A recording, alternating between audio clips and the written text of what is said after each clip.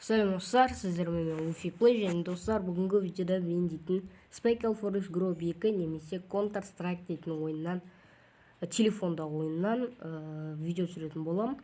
Достар, бүгінгі видеода мен дейтін екі автомат салыстыратын болам. М16 деп аталады бірінші автомат, екінші автомат АК-47 деп аталады, немесе АК-47. Достар, АК-47 өте танымал, ал М16 өте қатты танымал емес, бірақ нормально, бірақ АК-47 слишком танымал деуге болады. Біз бұның барлығын дейтін Ruins 2 дейтін картада істейтін боламыз, себебі Ruins 2 дейтін картада ашық бүкіл бойлар және маған ең ұнайтын картаның бірі. Біз бүгін классический режимінде боламыз, зомби емес, ешқандай емес, просто мына режимда. Давайте ойынны алайық. Және маған ең ұнайтын яқты адам бұл дейтін бізде дейтін негізі Black Alpha, бірақ мен бүгін Sail'ды ала салайын деп едім. Окей, кеттік. Қазір мен дейтін мына автоматтарға мен дейтін мынаны дейтін ақшаны дейтін 2505, давайте 5000-ға қойық. 5000-ға қойық. Қазір новый раунд. Окей, қазір достарға өтіп кетсінен барлығы. Біз дейтін қазір екі автоматты салыстыратын боламыз. 3500 менде что-то. Короче, кеттік. Бірінші бізде М16.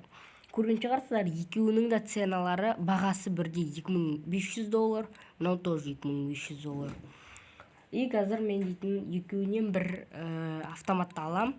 Давайте бірінші М16-дан бастайық. Бастаймыз, аламыз. И көріп тұрғандарыңызда М16-ның формасы енді күшті. Бірақ достар, прицелы жаман жері жаман, еще урон аз. Көріп тұрғандарыңызда басқа автоматтар дейтін урондары кәдімгідей мұқты, ал мынаның уроны что-то жоқ, енді өзісте сондай ма. Давайте кеттік нақтан көрейік. Маны уже атып жатыр. Жаңа бастан жақсы кетті. 57, бірақ бастаға тегенде де 57 енді жіберіп жатыр. Şimdi что-то аз мыналар ғой, маған аз болып тұр. Все, мынаны өлтірдік. Қайттан шықтым. Давайте прицел сатып қойып. Прицел сату енді ыңғайсыз маған ше. Өлтірдік, бірақ біз өлтірген жоқпыз оны. Шөні неққа бармай қойық. Давайте осындай жүрек тосайық. Атамыз, давайте. Біреуін өлтірдік, екіншісін өлтіру керек. Бір раундты мұнамен тәшт етіп тастау керек, М16-мен. Еще бұда екінші режим жоқ, достар, бір жаман жері. Екінші режим керек нәрсе деп ойлаймын, глушительмен артынан келіп өлтірдік, и мынаның үстінен бір адамды өлтіріп тастайық. Өлтірдік. Давайте енді қазір біз АК-47 аламыз. Автомат АК-47. И все, қараңыздар достар, бұның уже моделі немесе конструкциясы өте күшті, енді кәдімгі түрі әдемі. Еще несі ыңғайлы бар ғой, нетінет. Прицел ыңғайлы ше. Нормально қалып отқанды осылай, прицел ыңғайлы. Еще уроны көп. Еще бұда екі режим бар. Мен қазір екінші режима, глушительмен екінші режима. Еще походу урон көбейтеді шамалы. Мен қараңыздар. Просто, достар, мен осылай спокойно өлтіріп жатырмын. Көрдіңіздер ма? Бұл просто какой-то божественное оружие. Бұл дейтін спокойно өлтіретін оружие адамдарды. Ал қараңыздар, мен қазір простой режимға кірем. И простой режимда да нормально. Походу, мынаның оружияның М16-дан несі көбірек, короче, уроны көбірек. Еще скорострельности көбірек сияқты мына глушитель режиміне кересің ғой. Скорострельности дейтін өте көп болып кетеді. Және бұл дейтін кәдімгі пулеметтарға ұқсап кетеді маған негізше. Көрдіңіздер ма, кәдімгі мини пулеметтар болады ғой. Ал неде М16-да кәдімгі автоматтар сияқты кәдімгідей атады. Ал мынада да сондай ғой. Бірақ екінші режимі кәдімгідей күшті. И достар, мен дейтін еще итоги істейтін болам қазір. Бірақ пока что сіздер менің скиллымды көріңіздер, қалай атысатынымды. Давайте аканы атса берейін, потому что ака өте күшті. Қайттан бар екен. Басқа қадапсат кәдімгідей, ё-мо.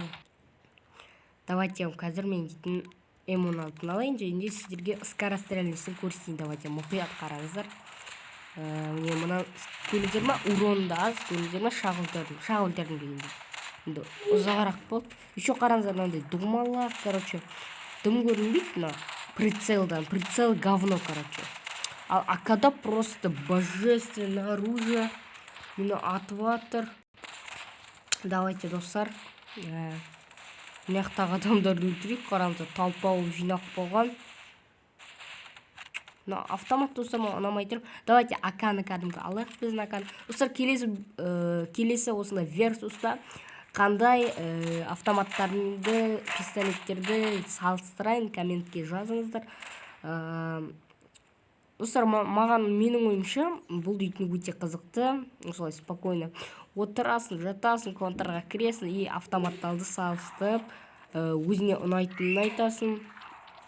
И бұл мен үшін нормально. И достар, микрофон аламын мен жақында. Крыса.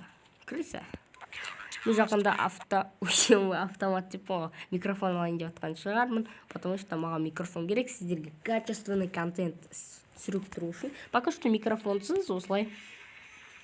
И мынақты адамдар атысып жатыр. И достар, осыдан біздің видеомыз аяқталатын шығар.